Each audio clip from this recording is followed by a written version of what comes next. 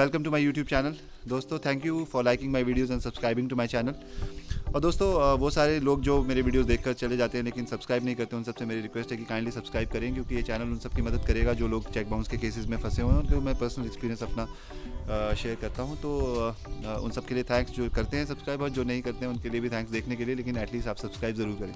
दोस्तों चलिए टॉपिक पे आते हैं। आज का टॉपिक ये है कि जिसमें मैं आपको ये बताना चाहता हूँ कि एक्यूज़ जो है, जो अपराधी है, वो कैसे कैसे डिफेंस यूज़ करेगा खुद को बचाने के लिए चेक बाउंस के केसेस में। क्योंकि अगर आप यूट्यूब कोरा पे देखेंगे तो आपको बहुत सारे डिफेंस ऐसे लॉयर्स ने बताए हुए किस तरह के डिफेंस यूज़ करो तो एक्यूज़ बच सकता है, ये कर सकता है, वो कर सकता है। मैं वो भी बताऊंगा कुछ जो एक्यूज़ मेरे केस में यूज़ कर रहा है, और वो भी बताऊंगा कि जो एक्यूज़ कॉमनली यूज़ करता है। दोस्तों सबसे बड़ा कॉमन पहला डिफेंस है कि आपकी जो ट्रांजेक्शन है वो कैश में हुई होती है अगर, तो एक्यूज़ ये डिफेंस यूज़ कर सकता है कि जो मेरे अकाउंट में कभी पैसे आए ही नहीं है, जिसमें ये मुझे ऐसे, अगर आपका पैसों के लेन देन का मैटर है तो उसमें क्या होगा कि एक्यूज़ ये कहेगा कि मेरे अकाउंट में कभी पैसे आए ही नहीं थे। फिर आपके ऊपर सारा बर्डन ऑफ प्रूफ जो है वो आपके ऊपर आ जाएगा सारा का सारा। उसमें आपको बताना पड़ेगा कि आपने पैसे कैसे लिए थे। तो जब भी आप कोई कैश की ट्रांजेक्शन करें दोस्तों, तो कुछ ना कुछ आप एक्यूज़ से रिटर्न में ले लें, या फिर कहीं साइन करा लें किसी ट्रांजेक्शन पे, या फिर कहीं कोई प्रॉमिसरी नोट ले लें, कोई व्हाट्सएप चैट की कोई भी छोटे से छोटा जो आपको लगता है कि बहुत छोटा डिफेंस है, वो भी बहुत बड़ा बन जाता है कोर्ट की नज़रों में। क्योंकि डिफेंस जो प्रूफ होते हैं वो कोई छोटे नहीं होते हैं, सब प्रूफ जो होते हैं इक्वली वैलिड होते हैं जब भी आप इसको कोर्ट में दिखा सकें। कोर्ट में आपको प्रूफ करना पड़ सकता है। तो बहुत सारी जगहों पे ऐसे होता है कि हम लोग एक गुड फेथ में किसी को पैसे दे देते हैं और फिर बाद में हम सोचते हैं कि अरे हमें लिखवा लेना चाहिए था, हमें क्या पता था ये वो। तो आपको इन सब चीज़ों का ध्यान रखना है। जी हाँ, हम सब जानते हैं कि 139 प्रिजम्पशन ऑफ लॉ है जो ये कहती है कि कोर्ट को मानना पड़ेगा कि एक्यूज़ की कोई ना कोई लायबिलिटी थी जिसके लिए एक्यूज़ ने ये चेक इशू किया था। लेकिन फिर भी आपको पता है कि एक्चुअल में मैटर्स कैसे चलते हैं। कभी कभी कई केसेस में ऐसे होता है कि सारा का सारा बर्डन ऑफ प्रूफ जो है वो जस्ट बिकॉज कैश ट्रांजेक्शन के चक्कर में सारा का सारा बर्डन ऑफ प्रूफ जो है वो सारा कंप्लेनेंट पे आ जाता है। जब भी आपकी अगर ट्रांजेक्शन ऑनलाइन हुई है तब तो आपको घबराने की कोई ज़रूरत नहीं है, लेकिन आपकी ऑनलाइन ट्रांजेक्शन और कैश का प्रूफ, अगर कोई कैश है, कैश में ट्रांजेक्शन हुई तो आपको वो कैश का प्रूफ शो करना पड़ता है। तो दोस्तों दूसरी चीज़ पे आते हैं। सेकेंडली एक बहुत ही कॉमन डिफेंस है, बहुत ही सबसे ज़्यादा कॉमन, चेक चोरी हो जाने का। तो चेक चोरी हो जाने पे दो सिनेरियोज होते हैं। मैं आपको दो सिनेरियोज को स्टेप बाय स्टेप समझाता हूँ। सबसे पहला सिनेरियो ये हुआ दोस्तों, फॉर एग्जांपल मैंने किसी से पैसे लिए, मैंने उसको चेक इशू कर दिया कि कुछ दिनों के बाद मैं तेरे को ये जो चेक है वो तू इसको लगा लेना और इसमें तेरे जो भी पैसे हैं वो तू इससे निकाल लेना। कुछ दिनों के लिए मेरे से तुझे पैसे चाहिए थे, सॉरी मुझे तुझसे पैसे चाहिए थे। मैंने उसका चेक लिया, मैंने उसको चेक दिया और मैंने उससे पैसे ले लिए, ठीक है। अब क्या हुआ कि जैसे ही मैंने चेक उसको इशू किया, मैं एकदम से पुलिस स्टेशन चला गया। मैंने वहाँ पे FIR कराने की कोशिश कर दी कि मेरा चेक तो चोरी होगा, मुझे नहीं पता कहाँ गिर गया, चोरी होगा, ठीक है। और दूसरी चीज़ ये है कि हो सकता है कि उस टाइम पे मुझे ऐसा लगे कि अरे ये क्या केस करेगा, ये तो मेरा नोन है, ये कभी केस वेस नहीं करेगा, हमारे रिलेशन अच्छे हैं, और वैसे भी केस करेगा तो कोर्ट के चक्कर काटने पड़ेंगे। तो उस चक्कर में मैं निश्चिंत होकर चेक दे दिया, और बाद में मैंने सोचा कि दूंगा, अगर मेरे पास होंगे, नहीं होगा तो मैं नहीं दूंगा, ठीक है। तो मतलब मैं इंटेंशनली ही गलत था। तो पहले सिनेरियो में मैं आपको बात करता हूँ। फर्स्ट सिनेरियो में मैंने पुलिस में जाके कंप्लेंट करा दी और ये कर दिया। जब भी आप चेक बाउंस हो गया तो जो कंप्लेनेंट है उसने मेरे को लीगल नोटिस इशू किया। फिर मैं जब उसने मुझे कोर्ट में बुलाया केस करने के बाद, तो मैंने कोर्ट में जाके साफ साफ स्टेटमेंट दे दी कि मैंने चेक चोरी की ऑलरेडी कंप्लेंट लिखा दी थी। तो दोस्तों मैं आपको साफ साफ बताना चाहता हूँ कि चेक चोरी की जो कंप्लेंट है वो वैलिड नहीं होगी कोर्ट में। ये सुप्रीम कोर्ट में भी ऐसे इस तरह के बहुत सारे मैटर्स गए हैं, हाई कोर्ट में बहुत सारे मैटर्स गए हैं। आप चाहें तो आप गूगल कर सकते हैं, बहुत सारी जजमेंट्स हैं इन सब चीज़ों पे, कि अगर आप वहाँ पे, ये बहुत आसान है कि मैं किसी से कोई सामान खरीदूँ, मैं उसको चेक इशू कर दूँ और 2 मिनट में मैं पुलिस में जाके बोल दूँ कि मुझे तो पता नहीं चेक चोरी हो, मैं बैंक में भी स्टॉप पेमेंट इंस्ट्रक्शन दे दूँ, ठीक है। तो उस सिनेरियो में क्या होगा कि कोर्ट को ये मानना ही पड़ेगा कि नहीं, ऐसा कुछ नहीं हुआ, चेक वेक चोरी नहीं हुआ है। क्योंकि और सबसे इंपॉर्टेंट चीज़ है कि अगर आपके पास थोड़ा भी प्रूफ है कि आपने कोई चीज़ दी है, आपके कोई चैट या कोई रिसीट कुछ इस तरह की है, तब तो कोर्ट साफ साफ देखेगी कि आप अपनी लाइबिलिटी से बचने के लिए बहाने लगा रहे हो। लेकिन ये जो सिनेरियो मैंने बताया, ये इमीडिएट स्टेप, जैसे कि एकदम से मैंने चेक दिया और मैंने एकदम से पुलिस में कंप्लेंट करा दी, तो चलो उस केस में फिर भी थोड़ा सा हम मान सकते हैं कि एक्यूज का थोड़ा सा स्ट्रॉन्ग एज रह जाता है। लेकिन मैं आपको बताता हूँ सबसे कॉमनली होता क्या है। कॉमनली होता है सिनेरियो नंबर 2, जिसमें क्या होता है कि हम पैसे ले लेते हैं किसी से, हम उसको चेक इशू कर देते हैं ये सोच कर कि वो कभी केस ही नहीं करेगा। हम सब जानते हैं कि बहुत सारे लोग जो है केस करने से डरते हैं, ठीक है। तो उसमें क्या होता है, उस सिनेरियो में क्या होता है कि एक्यूज ने वो चेक लगाया, सॉरी कंप्लेनेंट ने वो चेक लगाया, वो चेक बाउंस हो गया। उसके बाद लीगल नोटिस उसने मुझे भेजा, मैंने लीगल नोटिस में अपनी रिस्पॉन्सिबिलिटी से डिनाई कर दिया कि जी हाँ मैंने कोई पैसे वैसे इससे लिए नहीं है, ये सब झूठ बोल रहा है, और जो भी है मैंने अपने मन में सोच लिया कि ये क्या ही केस करेगा। उसके बाद उस बंदे ने केस कर दिया, ठीक है। केस होने के प्रोसेस तक 3-4-5 महीने तो आराम से, 3 महीने तो आराम से चले जाते हैं केस होने तक, मतलब 2 महीने तो आराम से चले जाते हैं, 70 डेज़ 90 डेज़ ऐसे तो आपको पता है सारा टाइम पीरियड। और कोर्ट में डेट्स भी बहुत लेट मिलती है। जब मेरे ऊपर एक्चुअल में केस हो गया तो फिर मैं पुलिस स्टेशन गया ये लिखवाने के लिए मेरा चेक चोरी हो गया था, ठीक है। और मेरा चेक मिसयूज़ किया गया। तो दोस्तों उस केस में मेरी ये जो अपील है कि मैंने इसके अगेंस्ट कंप्लेंट करा दी है कि मेरा चेक चोरी हो गया, चेक मिसयूज़ कर दिया गया है। उस सिनेरियो में मैंने, अगर आप मेरे पिछले वीडियोस देखेंगे तो उसमें जजमेंट्स भी दिए हैं कि अगर कोई फॉल्स कंप्लेंट कराता है चेक चोरी करने की तो आप उसमें से जजमेंट निकाल के दिखा सकते हैं। वो एक कोई वरिंदर कालरा वर्सेस अमित कुमार की एक जजमेंट है, अगर आप देखेंगे इंटरनेट पे भी आपको मिल जाएगी, मेरे वीडियोस में भी मिल जाएगी आपको। तो उस जजमेंट में साफ साफ कोर्ट ने कहा है कि आप इतना टाइम वेट करते रहे, लीगल नोटिस का रिप्लाई भी आपने किया, केस होने तक का वेट करते रहे, तब जाके आप पुलिस में कंप्लेंट करा रहे हो। उसमें तो एफआईआर भी होगी थी, तो एफआईआर करवाई आपने बेसिकली।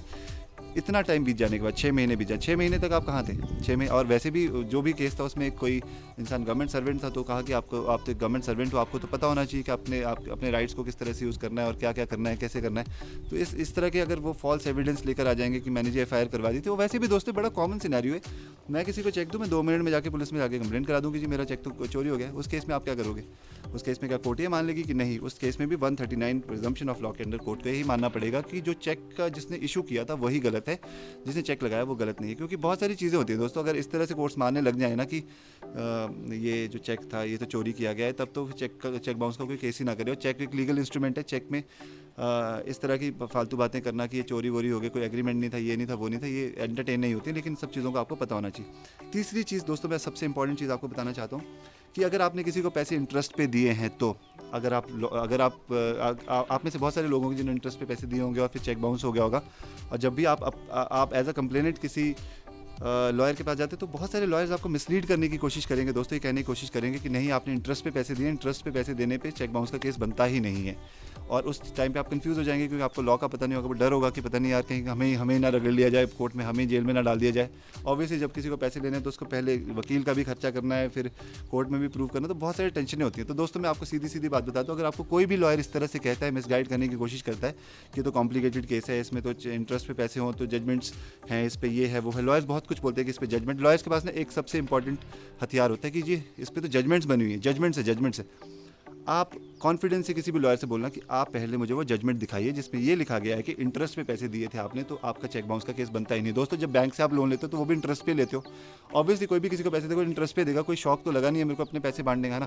तो उस केस में इंटरेस्ट पे अगर पैसे जो भी चलते हैं उस पर कोई भी चेक बाउंस का केस नहीं बनता। ये बिल्कुल मिथ है, ये बिल्कुल गलत है। ये अगर कोई भी आपको कहता है तो आप उसको पूरे कॉन्फिडेंस से कर सकते हैं। और अगर कोई कहे भी कि मैंने ऐसी जजमेंट दिखा दूँ, तो कहिए मुझे दिखाएं। और अगर कोई दिखाए भी ना दोस्तों इसमें इंटरेस्ट वर्ड यूज़ हो, मैंने तो आज तक कोई ऐसी जजमेंट नहीं देखी जिसमें ये लिखा गया है कि इंटरेस्ट की वजह से चेक बाउंस का केस कैंसिल हो गया। अगर कोई फिर भी कहे तो कहिए, आप दिखाइए, आप देखें उस जजमेंट को, उसको पूरा पढ़ें। मैं आपको 100% लिख के दे सकता हूं कि उस जजमेंट में और आपके केस के सिनेरियो में दिन रात का फ़र्क हो सकता है अगर इस तरह की कोई जजमेंट होगी भी। और दोस्तों चौथी चीज़ मैं आपको एक बहुत इंपॉर्टेंट चीज़ बताना चाहता हूँ, जिन सब ने इलेक्ट्रॉनिक ट्रांजेक्शंस करी हैं उनको इस चीज़ से डरने की ज़रूरत ही नहीं है कि ऐसी जजमेंट्स का कोई एग्जांपल दे रहा हो कोर्ट में कि जी इसमें एक्यूज़ बरी हो गया, इसमें एक्यूज़ बच गया। दोस्तों मैंने मेरा अपना पर्सनल रिसर्च जो 1-1.5 साल से मैं कर रहा हूँ वो ये कहता है कि कोई भी ऐसी जजमेंट नहीं है पूरी दुनिया में जिसमें आपकी इलेक्ट्रॉनिक ट्रांजेक्शन से लेन देन हुआ हो और फिर चेक बाउंस हो गया और एक्यूज़ के फेवर में चेक बाउंस का केस चला गया, अनटिल और अनलेस कोई एक्यूज़ ने इतना बड़ा एविडेंस ना दिखा दिया कि कोई फेक केस ही हो सच में, ठीक है, कि जिसमें एक्यूज़ ने दिखा दिया कि जी देखिए इसने मेरे को 5 लाख दिए, मैं इसको 5 लाख रिटर्न कर दिए और अब ये केस भी करी जा रहा है, उसने मेरा चेक भी वापस नहीं किया, ठीक है, और उसमें प्रूफ भी दिखा दिया, उसने ये दिखा दिया वो दिखा दिया। कोर्ट को सबसे पहले 139 में मानना ही पड़ेगा प्रिजम्पशन में कि जी जिसने चेक इशू किया था वही गलत है। दूसरी चीज़ ये है कि अगर इलेक्ट्रॉनिक ट्रांजेक्शन हुई है और अगर कोई कहता है किसी भी केस का एग्जांपल दे देता है, छत्तीसगढ़ का, फलाने दुनिया का, ये वो फलाना, आप उस केस में आप उसको बिना पढ़े भी ये बोल सकते हैं कि ऐसा कहीं पे भी नहीं हो सकता है कि आपने इलेक्ट्रॉनिक ट्रांजैक्शन से पैसे दिए हों और वो जो केस है वो एक्यूज़ के फेवर में चला गया। ऐसा नहीं हो सकता है दोस्तों। अगर ऐसा होता है, कोई कोर्ट करती है तो वो कोर्ट भी गलत करेगी, फिर आपको हायर कोर्ट में जाके अपील करनी है। लेकिन दोस्तों ऐसा हो ही नहीं सकता कि आप इलेक्ट्रॉनिक ट्रांजेक्शन से आपने पैसे दिए हों और कोई भी केस जो एक्यूज़ के फेवर में चला गया। अनटिल और अनलेस एक्यूज़ ने सच में वो पैसे वापस कर दिए तो उसके पास सारे प्रूफ थे और उसके पास ये भी प्रूफ थे कि उसने आपसे चेक भी मांगा, आपने चेक वापस नहीं किया, तब तो दोस्तों फिर आपको पता है कि फेक केस करोगे तो फिर ऐसा ही होगा। लेकिन दोस्तों इलेक्ट्रॉनिक ट्रांजेक्शन के केस में आपको बिल्कुल डरने की जरूरत नहीं है। लास्ट पॉइंट जो मैं आपसे डिस्कस करना चाहता हूँ वो है इनकम टैक्स रिटर्न से रिलेटेड। तो क्या होता है, बहुत सारे केसेस में जो एक्यूज्ड है वो ये रिप्लाई में ये लिख देता है कि भाई इसने तो अपनी कंप्लेनेंट ने अपनी इनकम टैक्स रिटर्न में नहीं दिखाया, कंप्लेनेंट अपनी जो इनकम टैक्स रिटर्न है वो दिखाए, उसमें मेंशन करा होना चाहिए कि आपने इतने पैसे दिए थे, ये दिया था, वो दिया था, ठीक है दोस्तों। तो मैं आपको एक एग्जांपल देता हूँ। 2 तरह के लोग होते हैं, एक सैलरीड इंडिविजुअल्स होते हैं, एक जो बिजनेस प्रोफेशन में काम करते हैं। तो सैलरीड इंडिविजुअल होते हैं दोस्तों, उनके लिए इनकम टैक्स रिटर्न में कोई भी लॉस दिखाने का सेक्शन नहीं है कि कि आपने किसी को पैसे दिए थे, उसका लॉस हो गया तो उससे आपकी इनकम जो टैक्सेबल इनकम है कम हो जाएगी। इस तरह का कोई सेक्शन नहीं है। जजेस भी सैलरीड इंडिविजुअल्स होते हैं, सभी जितने भी सरकारी या प्राइवेट जॉब्स करने वाले लोग हैं वो सारे सैलरीड हैं। उनकी ITR 1 या ITR 2 में इस तरह का कोई सेक्शन नहीं है जहाँ पे ये दिया हो कि आप अपना जो आपने किसी को पैसे दिए थे लॉस में चले गए तो आप उसको मेंशन करके आपकी इनकम टैक्स रिटर्न में जो टैक्सेबल इनकम है वो कम हो जाएगी, आपको टैक्स कम भरना पड़ेगा। इस तरह कोई सेक्शन नहीं है। तो इसका मतलब क्या हुआ कि आपको टैक्स भी उतना ही देना पड़ेगा जितना आपका बनता था, आप लॉस में भी चल रहे हो, आप केसेस भी कर रहे हो, केस में भी आपको कॉस्ट बेयर करनी पड़ेगी। तो ऑब्वियस सी बात है कि इनकम टैक्स रिटर्न जो है उसमें कोई सेक्शन नहीं है, तो आप कहाँ मेंशन करोगे। लेकिन सिनेरियोज़ में आप क्या करें, ऐसे सिनेरियोज़ में जब भी आप अपनी इनकम टैक्स रिटर्न भरें, आप इनकम टैक्स डिपार्टमेंट को एक ईमेल कर दें जिसमें आप ये मेंशन कर दें कि आपने इतने पैसे इस इंसान को दिए थे, आप इतने लॉस में चल रहे हो और आप इसको दिखा नहीं पा रहे हो इनकम टैक्स रिटर्न में, तो आपकी वो रिस्पॉन्सिबिलिटी भी खत्म होगी। अगर आपको कल को कोई क्वेश्चन करता है तो आप सीधा सीधा उस इनकम टैक्स रिटर्न के ईमेल का आप प्रिंट आउट दिखा सकते हो, आपको कोई क्वेश्चन नहीं करेगा उसके बाद, क्योंकि ये वैलिड प्रूफ है। वैसे भी इनकम टैक्स रिटर्न में दिखाना ना दिखाना एक रेलिवेंट मैटर नहीं है कि चेक बाउंस के केसेस से। मैं इसका भी आपको एग्जांपल दूंगा। लेकिन दूसरे सिनेरियो में आते हैं जब कोई बिजनेस प्रोफेशन में इंसान है, तो जब भी आप अपनी इनकम टैक्स रिटर्न भरते हैं तो ऑब्वियसली आप उसमें लॉस ज़रूर भरें, आपकी इनकम जो टैक्सेबल इनकम है वो भी कम हो जाएगी, आपको टैक्स भी कम भरना पड़ेगा और आपके पास एक अपॉर्चुनिटी रहेगी ये दिखाने की कि मैंने इसको पैसे दिए थे और वो लॉस में चला गया, तो आप उसको प्रूव भी कर सकते हो। लेकिन सैलरीड इंडिविजुअल्स के लिए ऐसा नहीं होता। तो सैलरीड इंडिविजुअल्स को ईमेल डालने के अलावा मुझे नहीं लगता कि कोई और चारा है। अगर आपके पास कोई इस तरह का कोई लगता है आपको, या कोई भी CA प्रोफेशनल या किसी तरह के प्रोफेशनल मेरे वीडियो को देख रहे हैं, तो वो प्लीज़ इसमें कमेंट करके बताएंगे इसमें क्या, ऐसे में क्या किया जा सकता है, ठीक है। लेकिन दोस्तों एक ईमेल ड्रॉप की होगा आपने तो आपके लिए काफ़ी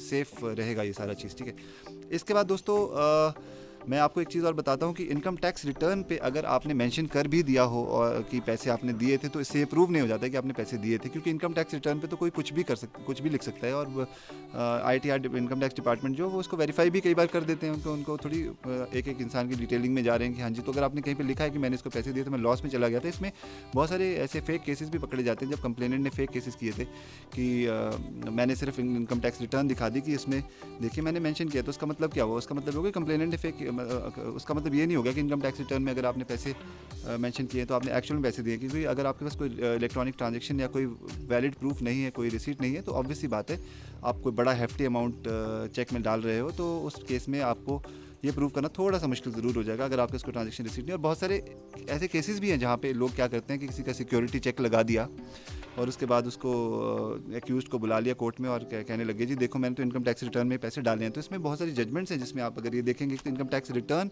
is not a valid proof कि आपने एक्चुअल में पैसे दिए थे। अगर वो वैलिड प्रूफ नहीं है कि पैसे दिए थे तो उससे ये भी प्रूव नहीं हो जाएगा कि आपने पैसे नहीं दिए थे, ठीक है दोस्तों।